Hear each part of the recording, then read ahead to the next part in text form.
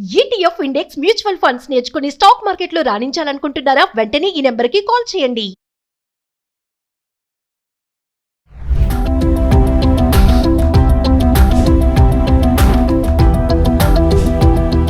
నమస్తే, welcome back to Suman TV. Present మనతో పాటు ఉన్నారు ఫ్యామిలీ కౌన్సిలర్ రజనీ రమ్మ గారు. నమస్తే మ్యామ్. నమస్తే నవీన.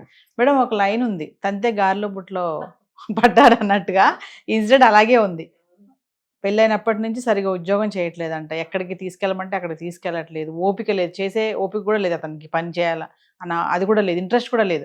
సో ఏం చేసింది, చూసి చూసి భార్య కోర్టులో కేసు వేసింది, నాకు ఇతనితో అవ్వదు, నాకు ఎంతో కొంత భరణం ఇచ్చేసి మెయింటెనెన్స్ ఇచ్చేసి నాకు డైవర్స్ ఇచ్చేయమన్నారు. అయిపోయింది, అక్కడ కట్ చేస్తే డైవర్స్ అయిపోయింది ఇద్దరికి కూడా. మరి కట్ చేస్తే ఆయనకి లాటరీ తగిలిందంట. మరొకసారి వివరాల్లోకి వెళ్తే, అంటే ఇది మీరు అన్నారు ఏమి చేయడం చేయలేకపోతున్నాడు చేయటం అని అన్నారు కదా.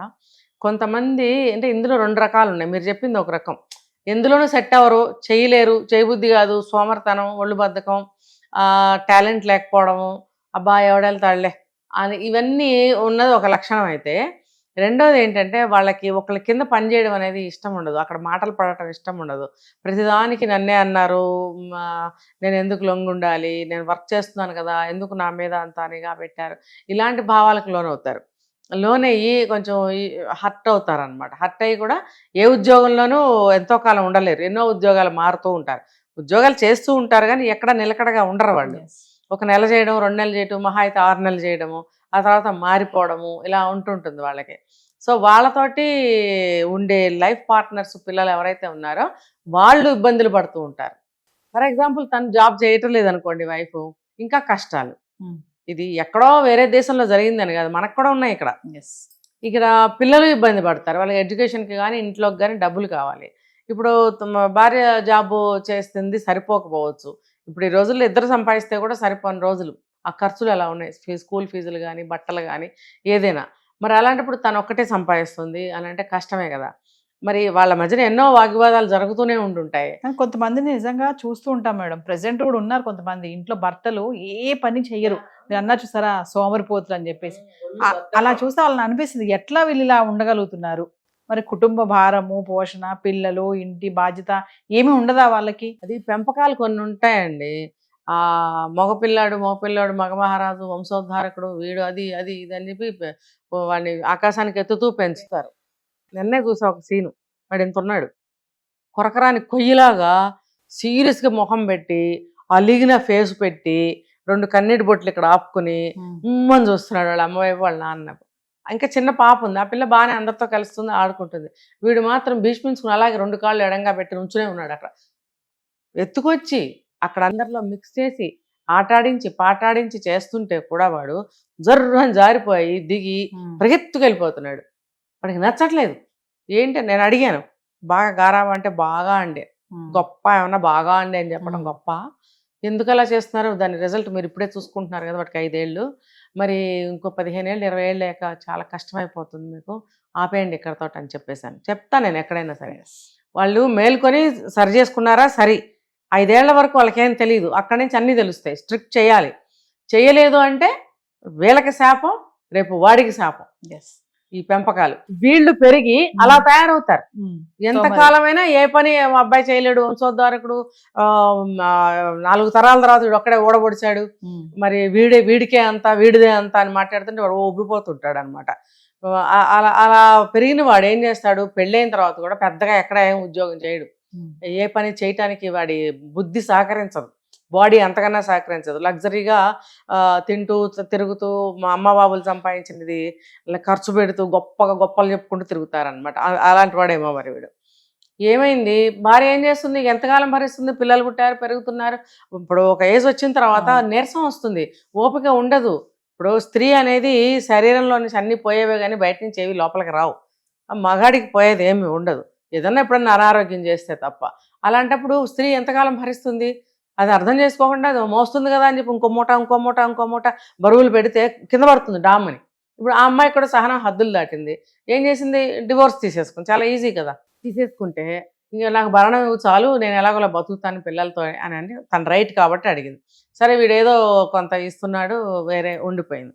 ఈ లోపల వీడు అప్పుడైనా సరే బుద్ధి తెచ్చుకుని మరి ఏమన్నా మంచి జాబ్లో చేరి ఏమన్నా స్కిల్స్ పెంచుకుని ముందుకు వెళ్ళాడా అంటే లేదు. ఇప్పుడు మీరు అన్నారు తంతే గారెల గంపలో కాదు బూరెల గంపలో పడ్డా, బూరెల బుట్టలో. ఇక్కడదంతే అక్కడ బూరెల బుట్ట ఉందంట, అందులో పడ్డాడంటే వెళ్ళి. తీపి కదా మరి, గారెలు అయితే కొంచెం మండుతాయి. సో వాడికి అలా ఎక్కడో ఏదో షాప్లో పర్చేజింగ్ చేస్తున్నప్పుడు ఒక లాటరీ టికెట్ ఎవడో ఇస్తారు కదా కొనమని తీసుకుని అక్కడ కౌంటర్లోనే వదిలేసి వచ్చాడంట. ఆ మహానుభావుడు ఎవడో అది లక్ష్మీదేవి కనుక మూట కాళ్ళ దగ్గర పడేస్తే, అమ్మ లక్ష్మీదేవి డబ్బులు ఇవ్వు డబ్బులు ఇవ్వు డబ్బులు ఇవ్వు అనుకుంటే కింద డబ్బులు మూట తన్నుకుంటూ వెళ్ళిపోతాడంట. అలా భగవంతుడు బాగుపడరా నాయన అని చెప్పి టికెట్ ఇస్తే వీడు అది కూడా అక్కడ మర్చిపోయి వచ్చాడు. సరే అక్కడికి లక్ష్మీదేవి ఏం చేసింది పాపం, ఇంకొక అతని ద్వారా ఆ టికెట్ని దొరికితే ఆ షాప్ యజమానికి ఇచ్చి వెళ్ళిపోయాడు పాపం. ఆ షాప్ యజమాని పాపం నిజాయితీగా తీసుకొచ్చి నొక్కేయకుండా ఇతనికి చేతిలో పెట్టాడు. ఇప్పుడు బూరెల గంపలో ఖచ్చితంగా పడ్డాడు అనమాట. సో ఆ డబ్బులు తగిలే ఎన్నో కోట్లు, అవి 2 కోట్లు ఇంకా ఎక్కువే, చాలా కోట్లు అవి. దొరికినప్పుడు ఏం చేశాడు, చాలా హ్యాపీ. ఆ ట్యాక్సులు పోంగా వాడికి దగ్గర 18 కోట్లు వచ్చింది. అయితే ఇప్పుడు కామెంట్స్ వస్తున్నాయంట మేడం, తిరిగి భార్య వస్తే ఏం చేస్తావు? అయింది అది కూడా. వెళ్ళి చెప్పాడు, భార్యను రమ్మని కూడా పిలిచాడు. ఇదిగో నాకు ఇంత డబ్బు వచ్చింది, నీకు కష్టం లేకుండా చూసుకుంటాను రా అన్నాడు. వాడి మైండ్లో ఏంటి, వాళ్ళ అమ్మకు ఒక కారు కొనాలి, తను ఒక ట్రక్ కొనుక్కోవాలి. అక్కడ ట్రక్స్ ఉంటాయి. ట్రక్ అంటే కొంపకారు అని అంటారు, కొంపకారు. ఆ ట్రక్లోనే ఇల్లు వాకిలన్నీ ఉంటాయి. ఆ bedroom, washroom, hall, living room, kitchen అన్నీ ఉంటాయి. ఇక్కడి నుంచి అక్కడ ఉంటుంది అనమాట ట్రక్. అన్నీ అందులోనే ఉంటాయి. ఎక్కడికైనా వెళ్ళాలంటే ట్రక్తో పాటు వెళ్ళిపోవాలి. అన్నీ ఇల్లు అనమాట, ఇల్లు కారు, కొంపకారు. దాన్ని తీసుకుని ఎక్కడికైనా వెళ్ళిపోవచ్చు. అంటే ఊరుమ్మడి బ్రతుకులు అంటారు, తెలుసు కదా.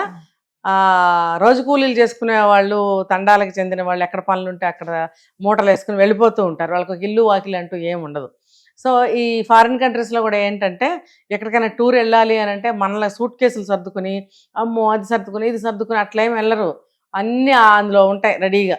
ఎక్కేయడం, ఫ్యూయల్ పోసుకోవడం, వెళ్ళిపోవడం, జేబులో డబ్బులు ఉండాలి అంతే. అలా ఆ ట్రక్ ఒకటి కొనుక్కోవాలి. వాడికి ఎంత బద్దకస్తులో చూసారా, వాడికి ఆ ట్రక్ కొనుక్కోవాలని ఉందంట. వాళ్ళ అమ్మకి ఒక కారు కొనాలనుకున్నాడంట. ఇల్లు ఏదో ఉంది, దాన్ని రెనోవేట్ చేయించాలి, లేదా కొత్త ఇల్లు కట్టుకోవాలి. వీడికి ఆశలు ఎట్లా ఉన్నాయి. సరే అవన్నీ రెడీ చేసుకుందాం, భార్యను పిలుద్దాం అంటే చిచ్చి రాను పొమ్మందని. స్త్రీ కోరుకునేది అవన్నీ కాదు. అంటే కొంతమంది అన్నీ కావాలంటారు, కొంతమంది కేవలం భర్త ఒక మ్యాన్లీగా ఉండాలని, తర్వాత తను ఎంతైనా సరే సంపాదించి తనదంటూ భార్య బిడ్డలకి పెట్టాలి, తన ప్రేమను అందించాలి, కుటుంబ సభ్యులు అందరి ప్రేమని పొందాలి, మనందరూ ఐకమత్యం ఒక కుటుంబంగా ఆదర్శంగా జీవించాలి అని భార్య కోరుకుంటుంది, ప్రేమాభిమానాలని కోరుకుంటుంది. కానీ ఇక్కడ అతను ఏం చేస్తున్నాడు, మళ్ళీ కూడా కష్టపడకుండా వచ్చిన డబ్బుతోనే రమ్మంటున్నాడు. ఆఫ్టర్ దట్ వాట్ నెక్స్ట్ అనేది ఆవిడకి క్వశ్చన్ అయిపోయింది. ఆవిడకి కావాల్సింది అది కాదు, ఇదేదో టెంపరీ, ఇవన్నీ డబ్బులు అయిపోతాయి, తర్వాత పరిస్థితి ఏంటి. కాబట్టి అక్కర్లేదు, నాది నాకుంది, నీ భరణం కూడా నాకొద్దు అంటే ఏవగింపు వస్తుంది అనమాట. ఇలాంటి సోమరిపోతు సంపాదన నాకు తినబుద్ధి కాదు అన్న భావన, నాకు అవసరం లేదు, నువ్వు ఇక నుంచి అది కూడా ఇవ్వక్కర్లేదు, తీసేసుకో అని రిజెక్ట్ చేసింది. అంటే మేబీ ఆమె కూడా ఏదైనా జాబ్లో సెట్ అయ్యి ఉండవచ్చు, పిల్లలు కొంచెం పెరుగుతూనే ఉన్నారు. అంటే ఆత్మాభిమానం అనేది ఒకటి ఉంటుంది, వ్యక్తిత్వం అనేది ఒకటి ఉంటుంది. వాటిని వదులుకొని అవమానపడి ఎక్కడో తలదాచుకోవాలని అనుకోరు కొంతమంది స్త్రీలు. ఈవిడ కూడా అలాంటిది. సో అతను ఏదో నేను పెద్ద సంపాదించేశాను గొప్పగా ఫీల్ అయిపోయి రమ్మన్నాడు. నువ్వు ఎక్కడ సంపాదించావు దాన్ని, అది కూడా అప్పనంగా వచ్చిందేగా. సో అలాంటి సంపాదనని ఇష్టపడరు చాలామంది స్త్రీలు. కేవలం భర్త బాధ్యతని, భర్త ఒక మగవాడిగా సంపాదించి భార్య బిడ్డల్ని ఆ ప్రేమగా చూసుకోవాలి, బాధ్యత వహించాలని కోరుకుంటారనేది చాలామంది మగవాళ్ళకి తెలియదు. ఇప్పుడు ఈ సంఘటన ద్వారా తెలుసుకోవాలి. ఏమ్మా అన్ని కోట్లు వచ్చినాయి, ఏమన్నా ఇదా నీకు వచ్చి అనుభవించక అని అంటారు. ఖచ్చితంగా అలా ఒప్పుకోరు చాలామంది. నాకు కావాల్సిన డబ్బు కాదు ఇది అని అంటారు అనమాట. Thank you ma'am.